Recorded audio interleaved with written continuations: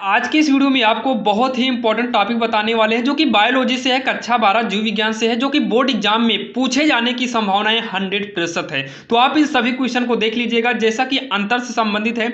अंतर हो या विधेय हो या आपको कुछ भी बोले, विभेद बोलता है, विधेय नहीं विभेद बोलता है। तो आपको इस तरीके का क्वेश्चन बोलेगा तो आप आसानी से कर सकते हैं। और जितने भी हम क्वेश्चन लिखे हैं ये बोर्ड एग्जाम में कई बार पूछे गए हैं और पूरे के पूरे 5 नंबर का पूछा जाता है। ये सभी क्वेश्चन आपको हम कई क्वेश्चन बताने वाले हैं। अगर आपने इन सभी क्वेश्चन को पढ़ लिया तो आपको बायोलॉजी में 100% इन्हीं में से क्वेश्चन पूछे जाएंगे। तो देखिए, सबसे पहला प्रश्न क्या है, भ्रूणकोश तथा भ्रूणपोष में अंतर बताइए। भ्रूणकोश और भ्रूणपोष में अंतर बताइए। जब भी आपको ऐसा क्वेश्चन आएगा तो सबसे पहले तो आप प्रश्नोत्तर नंबर डालिएगा। उसके बाद देखिए, हम ये कॉपी में लिखे हुए हैं, जैसे जैसे हम लिखे आपको ऐसे ही करना होगा ताकि आपका नंबर ना कटे।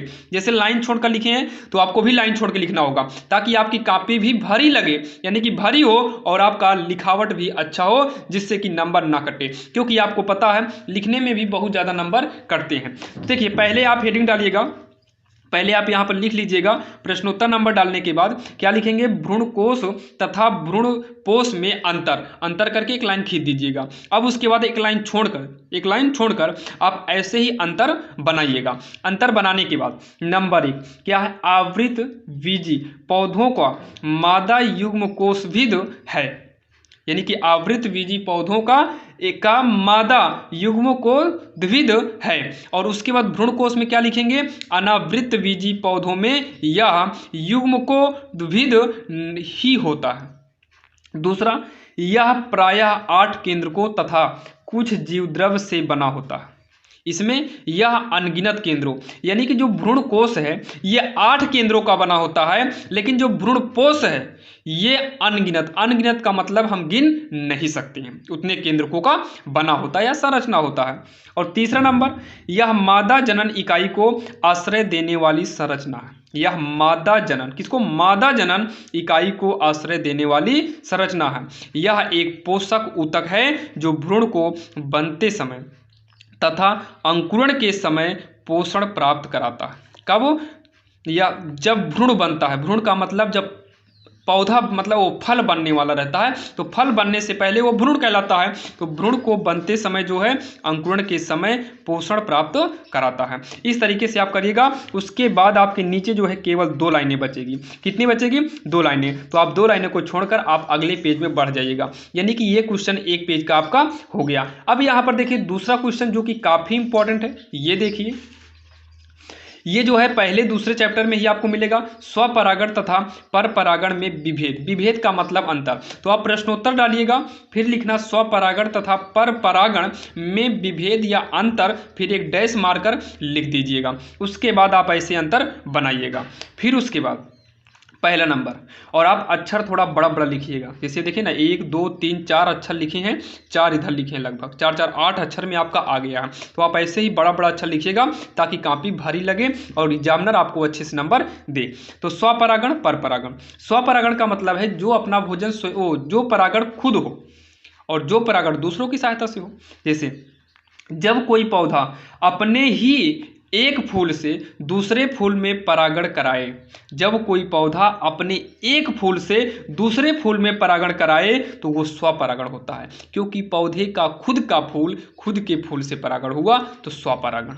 जब 2 अलग अलग पौधे के फूल आपस में परागण करे तो परपरागण कहलाता है। जब कोई दो मतलब अलग अलग पौधा पास में हो और परागण हो तो ऐसे कंडीशन में आपका क्या हो जाएगा, परपरागण होगा। उसके बाद नंबर 2, बाह्य परागण कारक की आवश्यकता नहीं होती है, मतलब कोई दूसरा पौधे की जरूरत नहीं पड़ती, मतलब बाह्य परागण की आवश्यकता इसमें नहीं होती है। लेकिन इसमें बाह्य परागण की आवश्यकता होती है, मतलब दूसरे पौधे का परागण कराना बहुत ही जरूरी है। जैसे उदाहरण के लिए, उदाहरण गेहूं, धान, जौ, मटर, टमाटर आदि में स्वपरागण होता है। ये सभी छोटे छोटे पौधे होते हैं, इसमें स्वपरागण ही होता है। लेकिन जैसे मक्का हो गया, बाजरा हो गया, गोभी, सलजम, खीरा, सेब, केला आदि में परपरागण, मतलब छोटे पौधों में स्वपरागण और बड़े पौधों में आप परपरागण कह सकते हैं। और इतना लिखेंगे तो आपकी कॉपी भर गई। आप इस तरीके से लिखेंगे, जैसे हम देखिए कितना लिखे, केवल 2 ही अंतर लिखे हैं। और उदाहरण कैसे लिखें, लाइन किस हिसाब से छोड़े हैं, आपको भी बोर्ड एग्जाम में इसी प्रकार से लाइन छोड़ना है। आपका 100% कह रहा हूं कि एक भी नंबर नहीं कटेगा आप अगर इस तरीके से करते हैं तो। लेकिन आपका लिखावट सही होना चाहिए और जो भी आप भाषा लिखिए शुद्ध लिखिए। हमने सबसे ईजी कोशिश किया है कि सबसे ईजी से ईजी भाषा लिखें ताकि आपको समझ में आ जाए। अगर हम बात करें अगले क्वेश्चन की तो यहां पर देख सकते हैं पुनरुद्भवन जो है और मुकुलन जो है ये काफ़ी इंपॉर्टेंट है। और हाँ, कभी कभी तो आपको मुकुलन अकेले भी दे देता है, कभी कभी आपको मुकुलन की परिभाषा अकेले भी पूछता है जो कि 2 या 3 नंबर का आ जाता है। तो ध्यान दीजिएगा, बोर्ड एग्जाम के समय 1-2 नंबर काफ़ी इंपॉर्टेंट हैं। तो आप देख लीजिए, मुकुलन के बारे में ज़्यादातर पूछता है, इसके बारे में बहुत कम पूछता है। तो यहाँ पर देखिए पुनरुद्भवन में जो है जीवधारी के टूटे लघु भाग या कटे हुए भाग से नए जीवधारी का निर्माण करते हैं। छिपकली हिंसक जानवरों से बचने के लिए अपनी पूंछ गिरा देता है जिसका पुनः निर्माण हो जाता है। यानी कि वो पूंछ जो देखिए ना, कभी कभी छिपकली को आप पकड़ेंगे तो पहले उसकी पूंछ ही कटती है, तो पूंछ के कटने से भी नए जीवधारी का निर्माण हो जाता है। और मुकुलन में जनक के शरीर में लघु भाग कालिका के रूप में बढ़ते हैं तथा ये अलग होकर नया जीवधारी बनाते हैं। विभाजन द्वारा भी मुकुलन होता है। आप केला देखिए, केला अगर आप एक पेड़ लगा दीजिए तो वो पेड़ बढ़ता जाता है, यानी कि उसमें मुकुलन की क्रिया होती है। तो ये भी काफ़ी इंपॉर्टेंट था, आप इसको भी अच्छे से पढ़ लीजिएगा। अगर हम अगले क्वेश्चन की बात करें तो स्वपोषी पोषण और परपोषी पोषण ये तो काफ़ी इंपॉर्टेंट है। ये 4 नंबर का आपका क्वेश्चन है, 3 या 4 नंबर का पूछा जाता है जो कि ज़्यादा कठिन नहीं है। स्वपोषी में क्या है, इसमें जंतु अपना भोजन स्वयं बनाता है। स्वपरागण और स्वपोषी अलग है, ध्यान दीजिएगा। अभी तक हमने जो बताया था वो स्वपरागण पर परागण था। स्वपोषी पोषी मतलब भोजन, इसमें जंतु अपना भोजन स्वयं बनाते हैं, जैसे पौधों में भोजन स्वयं बनता है। इसमें जंतु अपना भोजन स्वयं नहीं बनाते हैं, जैसे मनुष्य अपने भोजन के लिए दूसरे पर आश्रित यानी कि आधारित होता है। उदाहरण के लिए हरे पौधे, कुछ जीवाणु, नीले हरे शैवाल, ये सब उदाहरण हैं। इसमें उदाहरण मनुष्य हो गया, जानवर पक्षी, ये सभी मनुष्य जानवर पक्षी ये सभी आपके परपोषी होते हैं क्योंकि ये सभी अपने भोजन के लिए दूसरों पर आश्रित होते हैं। अब ये वाला जो क्वेश्चन आपके सामने रहा ये काफ़ी इंपॉर्टेंट है और बोर्ड एग्जाम में पूरे के पूरे 5 नंबर का ये क्वेश्चन आता है जो कि काफ़ी इंपॉर्टेंट है। ये पूछने देखिए, इस क्वेश्चन को पूछे जाने के तरीके बहुत सारे हैं, जैसे मनुष्य में लिंग निर्धारण के रेखा चित्र द्वारा समझाइए, लिंग गुणसूत्र किसे कहते हैं, मानव में लिंग निर्धारण की प्रक्रिया बताइए, यानी कि कैसे लड़के होंगे और कैसे लड़कियों का जन्म होता है, ये सभी आपको प्रक्रिया इसी में बताना है। मनुष्य में लिंग निर्धारण की क्रिया विधि समझाइए। आपको हम बुक में दिखा देते हैं, ये इंपॉर्टेंट बहुत ही इंपॉर्टेंट क्वेश्चन है।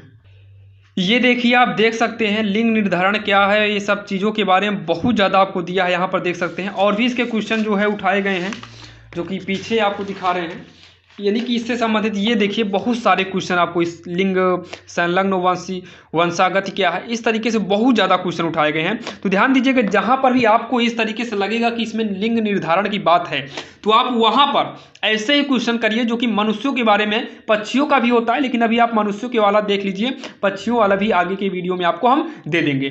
तो मनुष्य के लिंग निर्धारण करने के लिए रेखा चित्र पूछे या फिर क्रिया विधि पूछे तो आपको यही वाला लिखना है जो कि हम आपको बिल्कुल आसान भाषा में बताएंगे, बिल्कुल से बिल्कुल। सबसे पहले मनुष्य में 46 गुणसूत्र होते हैं, सबको पता है।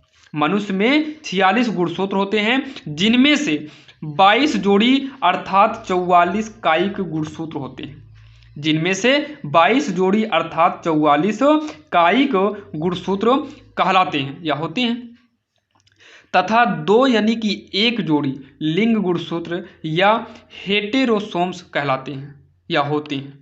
यानी कि 2 जोड़ी जो है कौन से होते हैं, लिंग गुणसूत्र यानी कि हेटेरोसोम्स होते हैं। जो यही 2 जो गुणसूत्र यानी कि 1 जोड़ी जो है यही आपके बताते हैं कि लड़का होगा कि लड़की होगी। अभी आपको हम चित्र भी दिखाते हैं। मानव नर, पहले लिखेंगे मानव नर में यक्ष वाई लिंग गुणसूत्र होते हैं। अब लड़कों में जो है यक्ष वाई लिंग गुणसूत्र होते हैं अर्थात विषम रूपी हैं। यक्ष वाई अलग अलग है तो विषम रूपी होता है। यह दो प्रकार के युग्मक बनाती हैं। आधे युग्म के यक्ष गुणसूत्र तथा आधे युग्म के या में वाई गुणसूत्र होते हैं। आधे में यक्ष और आधे में वाई। फिर उसके बाद लिखेंगे एक लाइन छोड़कर, मानव मादा में, अभी तक नर में था, अब मादा में यक्ष यक्ष लिंग गुणसूत्र होते हैं, अतः यह समरूपी होती है। मादा समान प्रकार के युग्मक बनाती है। मादा समान प्रकार के युग्मक बनाती है क्योंकि यक्ष यक्ष है, अतः मादा को समयुग्मकी कहते हैं। वो विषम रूपी था, ये क्या है, सभी सम है तो समयुग्मकी। फिर नई लाइन से लिखिएगा, शिशु का लिंग निर्धारण निषेचन के समय होता है। शिशु का लिंग निर्धारण ये जो है निषेचन के समय ही क्लियर हो जाता है, ये अब लड़का होगा या फिर लड़की होगा। ये बाद में क्लियरिटी नहीं होता है, ये पहले ही, यानी कि निषेचन के समय ही ये सभी क्लियर हो जाता है कि लड़का होगा कि लड़की होगा। अब यहाँ पर देखिए इसका चित्र जो बनाना है, आप लिखिएगा जनक। नर में देखिए टोटल 46 गुणसूत्र हैं, जिसमें से 44 फिक्स रहता है और 2 गुणसूत्र में एक यक्ष और दूसरा वाई। मादा में 44 फिक्स रहेगा, फिर यक्ष यक्ष रहता है, तो 44 प्लस यक्ष वाई और 44 प्लस यक्ष यक्ष। अब इसको जब डिवाइड करेंगे तो इसमें से 22 और एक यक्ष ले लो, इसमें से 22 एक वाई ले लो, इसमें का 22 एक यक्ष ले लो, इसमें का 22 और जो बचा है फिर एक यक्ष ले लो। अब ऐड करेंगे तो आ जाएगा।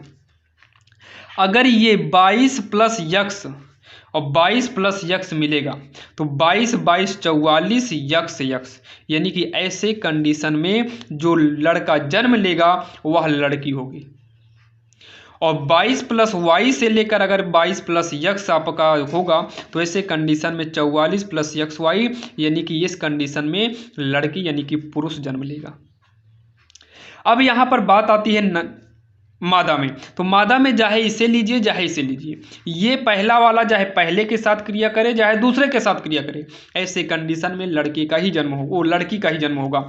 अब यहाँ पुरुष में अगर दूसरा वाला इन दोनों में से किसी से भी क्रिया करेगा या किसी से भी मेल करेगा, मतलब जुड़ेगा, तो वैसे कंडीशन में आपका लड़का ही होगा। और ये लड़का और लड़की का जन्म क्लियर एक पुरुष पर करता है। अगर पुरुष में ये वाला गुणसूत्र यानी कि क्रोमोसोम नहीं है तो कंफर्म उसके लड़का नहीं होगा, केवल हो गई तो लड़की ही होगी। तो ध्यान दीजिएगा, ये चित्र है, लास्ट में लिख दीजिएगा लिंग निर्धारण की दी गई क्रिया विधि, लिंग निर्धारण की दी गई क्रिया विधि यक्ष यक्ष डैश मारिएगा, माइनस नहीं है डैश है, यक्ष वाई क्रिया विधि कहलाती है। यक्ष यक्ष और यक्ष वाई क्रिया विधि कहलाती है। अगर आपसे बोर्ड में ये भी पूछे कि लिंग निर्धारण करने के लिए यक्ष यक्ष और यक्ष वाई क्रिया विधि समझाइए, तब भी आपको यही क्वेश्चन करना होगा जो आपने देखा, जो कि काफ़ी इंपॉर्टेंट था। और हमने कोशिश किया था कि आपको इजी से इजी भाषा में लिख कर समझाया जाए ताकि आपके समझ में आ जाए। और ये हमारे इस चैनल पर जो है बायोलॉजी का पहला ऐसा क्वेश्चन था, यानी कि पहला वीडियो था हमने बनाया है, जो कि अगर आपको और भी ऐसे ही वीडियो चाहिए तो आप कमेंट बॉक्स में कमेंट कर सकते हैं, ताकि हम बायो के भी क्वेश्चन जितने भी इंपॉर्टेंट हो उसे लिखकर आपको आसानी से समझा दें। तो चलिए मिलते हैं किसी अन्य वीडियो में। अगर आपको और भी क्वेश्चन ज़रूरत पड़ेगी तो आप कमेंट जरूर करिएगा। तो चलिए मिलेंगे किसी अन्य वीडियो में, तब तक के लिए जय हिंद।